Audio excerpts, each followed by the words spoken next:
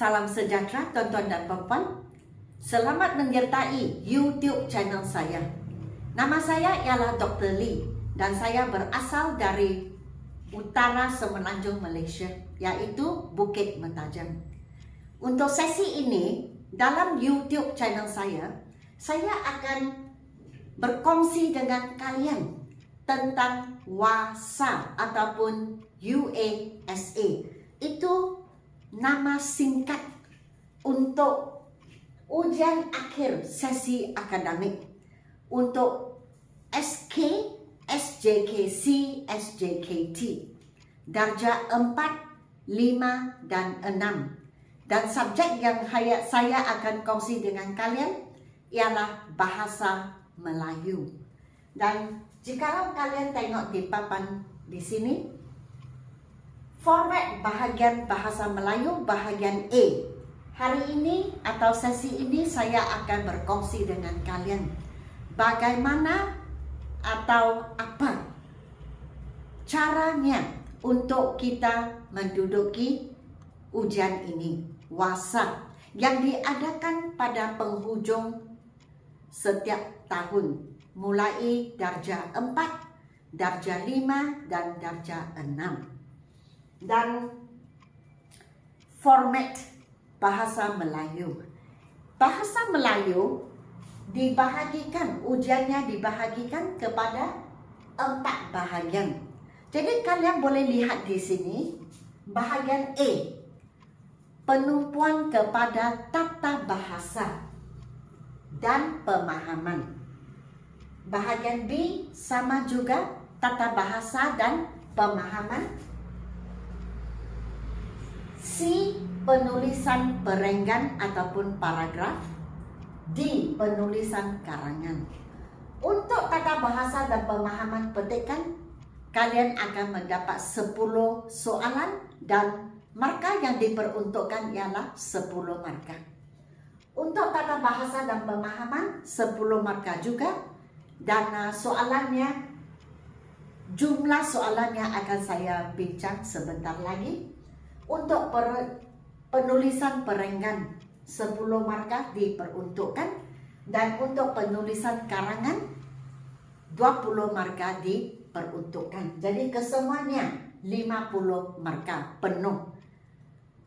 Apabila kita kira, waktu kita sudah semak semua soalan, kita akan kira markah. Dan untuk 50 markah kita akan sifar 2 ataupun kali 2. Contohnya seseorang pelajar itu dapat 36 markah, maka kita akan sifar 2 atau kali 2. Maka pelajar itu akan mendapat 72%. Bahagian A, untuk sesi ini saya hanya akan membincangkan bahagian A untuk WASA bahasa Melayu. Ini kerana kesuntukan ataupun kekurangan tempat untuk menulis, dan bukan kesuntukan masa, memang masa itu banyak. Hanya saya tidak ingin menggunakan terlalu banyak masa untuk serentak buat semua bahagian. Kalian bolehlah mengikuti setiap video saya untuk setiap bahagian untuk lebih memahami. Sebab kalau saya serentak 4 bahagian, saya buat penerangan, maka ia akan mengambil masa yang panjang, dan kadang-kadang kalau terlalu panjang sesuatu video itu, mungkin kita akan berasa, saya sendiri akan berasa penat, akan berasa letih dan tidak dapat fokus. Okey? Bahagian A, seperti saya telah sebut tadi, bahagian A itu mempunyai 10 soalan. 10 markah diperuntukkan. Dalam bahagian A, kalian akan diuji tata bahasa. Dan tata bahasa itu kita akan dapat di antara 3 hingga 5 soalan. 5 hingga 7 soalan untuk pemahaman petikan. Dan pemahaman petikan itu dibahagikan lagi kepada 2. Teks tunggal, maksudnya satu teks sahaja, satu petikan sahaja. ataupun teks pelbagai. Biasanya bahan satu, bahan dua. Dia ada hubungan, dia ada berkaitan. Bahan satu berkaitan dengan bahan dua. Untuk tata bahasa, kalian akan diuji morfologi. Apakah morfologi? Morfologi ialah, dalam bahasa Inggris kita panggil word forms, satu daripadanya. Word forms maksudnya pembentukan perkataan. Di sini imbuhan memainkan peranan yang penting. Kalian pun tahu, jikalau diberi satu perkataan, contohnya bersih, bersih boleh bertukar menjadi kebersihan. Jadi kalau ia menjadi kebersihan, maka ia adalah nama terbitan. Tapi bersih itu sendiri adalah adjektif juga. Rumah saya bersih, adjektif. Dan bersih itu boleh menjadi membersihkan. Itu adalah kata kerja. Ataupun perkataan bangun kena buat, ataupun ayat pasif kita gunakan dibersihkan. Maka ini jatuh dalam kategori morfologi. Morfologi juga melibatkan ejaan. Jadi amat penting morfologi. So untuk tata bahasa, kalian bukan diuji dari segi imbuhan sahaja. Malah kalian akan diuji dari segi pembentukan perkataan. Seperti mei, contohnya menaiki, menaikkan, memasuki, memasukkan. Dan kalian dikehendaki untuk mengetahui apakah imbuhan yang paling sesuai digunakan. Contohnya tadi saya sebut menaiki dan menaikkan. Adakah ia sama? Langsung tidak sama. Ataupun kita katakan menghadiahi dan menghadiahkan, adakah sama? Tidak sama sekali. Penggunaannya tidak. Jadi di bahagian imbuhan, bahagian tata bahasa morfologi, imbuhan berdasarkan konteks ayat. Maka kita diberi ayat, kita mesti pilih, dikehendaki untuk memilih imbuhan yang digunakan dengan tepat. Contoh seperti tadi, memasukkan atau memasuki, menghadiahkan atau menghadiahi. Oke? Memang termasuk ejaan. Kemudian dari segi sintaksis, kalian akan diuji dari segi sintaksis ataupun struktur ayat, jalan ayatnya. Yang sini imbuhan itu mesti dalam konteks ayat yang ini. Imbuhan yang dipilih seperti saya sebut tadi, menaikikah atau menaikkan. Kalian mesti pilih jawaban berasaskan ayat itu. Sama ada harus digunakan membersihkan atau kebersihan. Sintaksis ialah struktur ayat. Seperti ramai orang yang menggunakan cara yang senang untuk menerangkan kepada pelajar. Kalau kita sebut sintaksis atau struktur ayat, biasanya kita memberitahu pelajar, menerangkan kepada pelajar ayatnya. Di mana kepala, di mana ekor, di mana perut ayat itu. Jadi susunan perkataan yang akhirnya menjadi suatu ayat yang penuh dan ayat lengkap dan betul dari segi gramatis. Itu dipanggil sintaksis. Dan para pelajar, kalian akan diuji dari segi itu waktu kalian membuat bahagian E. Tata bahasa dimasukkan juga dalam struktur ayat sintaksis dan kosakata. Kosakata itu dalam lain kata perbendaharaan kata, kemahiran perkataan tunggal, maksudnya dan penggunaannya. Dan bahagian yang seterusnya pemahaman petikan teks tunggal. Teks tunggal itu satu teks, satu cerita mungkin, satu rencana mungkin, dan kalian dikehendaki untuk mencari jawapan. Jadi kadang-kadang kita dengar pelajar mereka tidak berapa bimbang, mereka agak yakin semasa mereka membuat petikan menjawab soalan pemahaman. Kalau diberi petikan mereka akan cari jawaban. Jadi soalan jikalau timbulnya perkataan contohnya dunia, maka mereka akan cari dari petikan tanpa membaca, tanpa memahami. Mereka tengok, dunia timbul di petikan. Kemudian mereka akan tengok ayat itu bukan petikan itu. Lepas itu tengok di soalan, apakah perkataan yang berkaitan dengan dunia? Maka mereka pilihlah jawaban yang mereka tahu adalah jawaban, sebab dalam ayat itu timbulnya jawaban dalam objektif ABCD. Tetapi untuk wasa, pemahaman itu bukan setakat itu sahaja. Pemahaman itu lebih mencabar, sebab ia akan keluar soalan benar atau tidak benar. Jadi soalan akan keluar begini. Di antara ayat-ayat di bawah, pernyataan yang mana benar ataupun tidak benar? Maka kalian akan dikehendaki untuk membaca ABCD dan cari jawaban dari atas. Maka ini adalah cara yang terbaik. Memang baca sampai habis, memahami, barulah cari jawaban.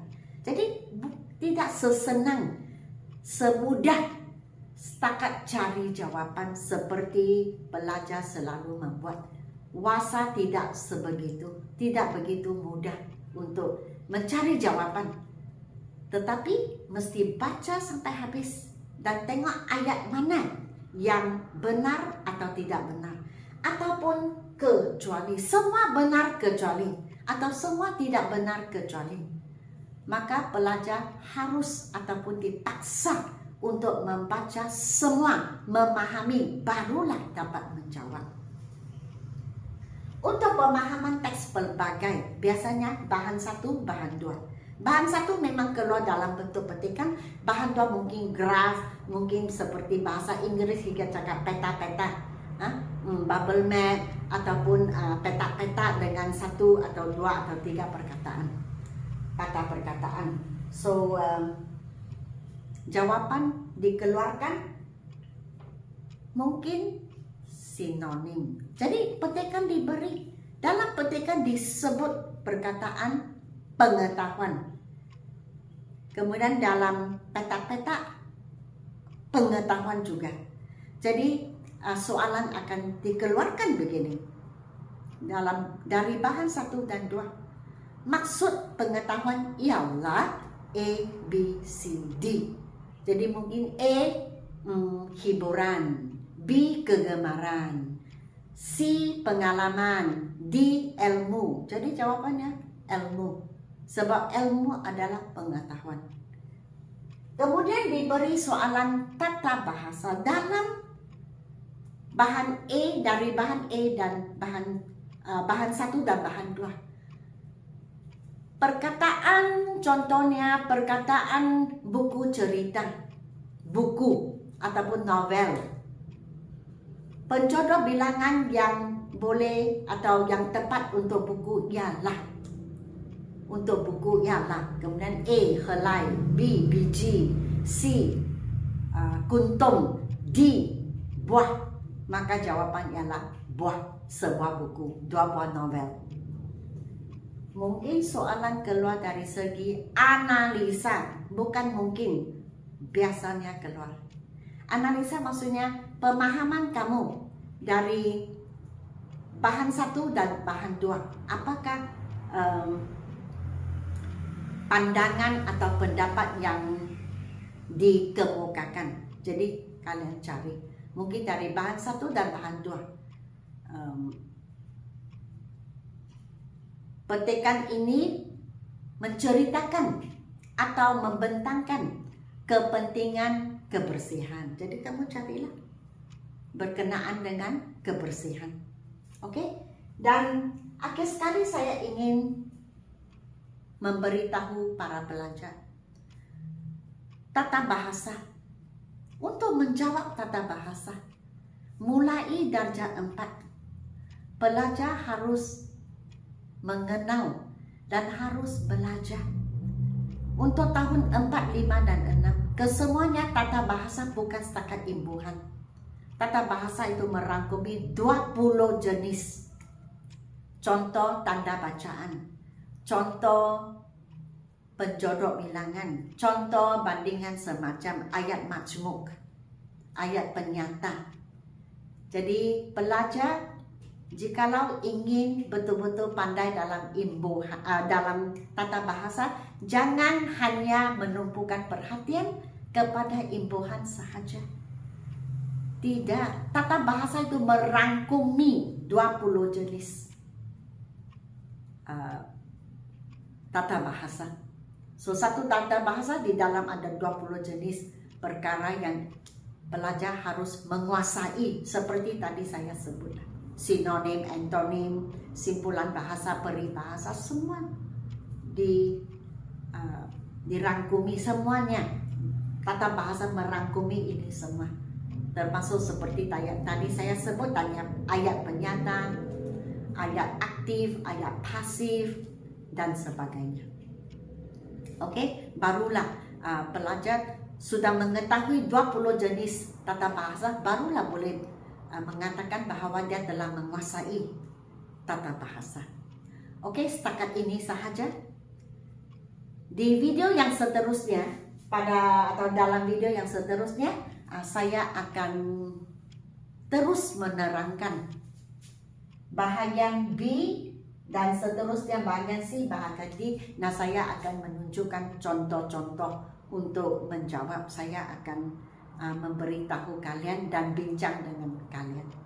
Oke, jikalau kalian ingin membeli buku saya, buku grammar, bolehlah WhatsApp kepada saya.